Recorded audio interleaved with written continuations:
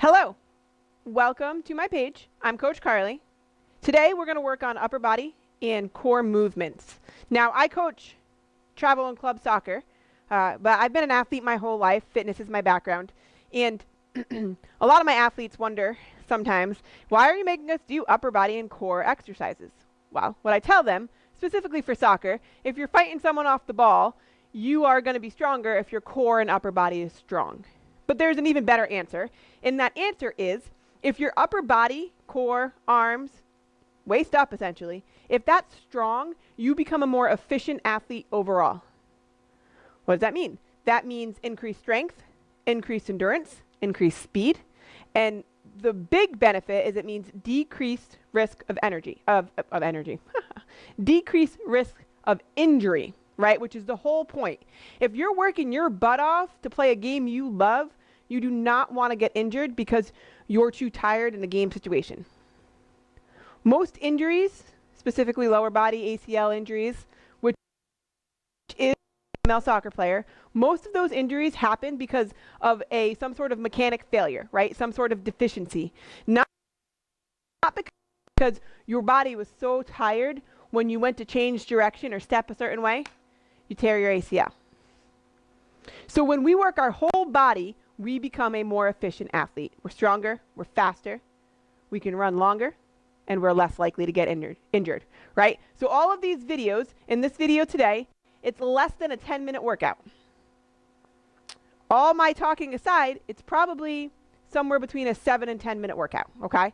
So why wouldn't you put the work in, right? 90% of what we do is the process, 90% of what we do is the mentality. Put the work in when no one's looking so you can kill it on the field, okay? So today, you don't need any equipment for today. We're going to do 3 simple movements, which everything I show you pretty much is 3 simple movements, right? You're all like, it's not simple, it stinks, but it's important, all right? So, number 1 is we're going to do walking plank. So these are high planks. We are going to be, our wrists will be right under our shoulders, and keep your fingers spread, it just helps your stability. If your wrists hurt, if you haven't had a wrist injury or anything, it's probably because you're turning your wrist in or out, or you're locking out your elbows, okay? So you want to have your wrists are right underneath your shoulder, all right? And you want to make sure that you are not locking your elbows. So when I lock my elbows, they look like this. When I keep a slight bend in them, it allows everything to come out, all right? So our walking planks, we come back into our plank. It is a high plank, like I said. We want to make sure our butt's squeezed, and you're going to walk with your right foot, left foot, right foot, and your hands follow. All right? Keep those shoulders over the wrist the whole time. When you get tired, people have a tendency to start leaning back. That does 2 things.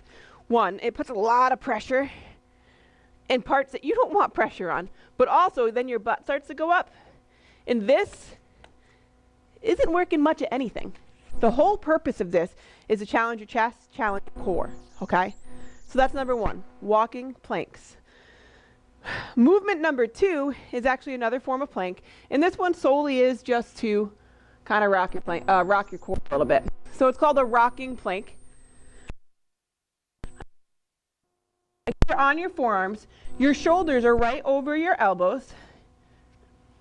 Your feet are back, your feet are together this time, and you're going to rock forward onto your toes, and then rock back so your shoulders are over your elbows.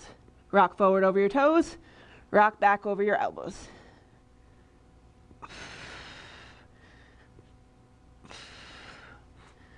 All right, and make sure you're breathing the whole time. We've got the walking planks. You want to go walk 5 steps, walk 5 steps back, 20 seconds, 3 times through.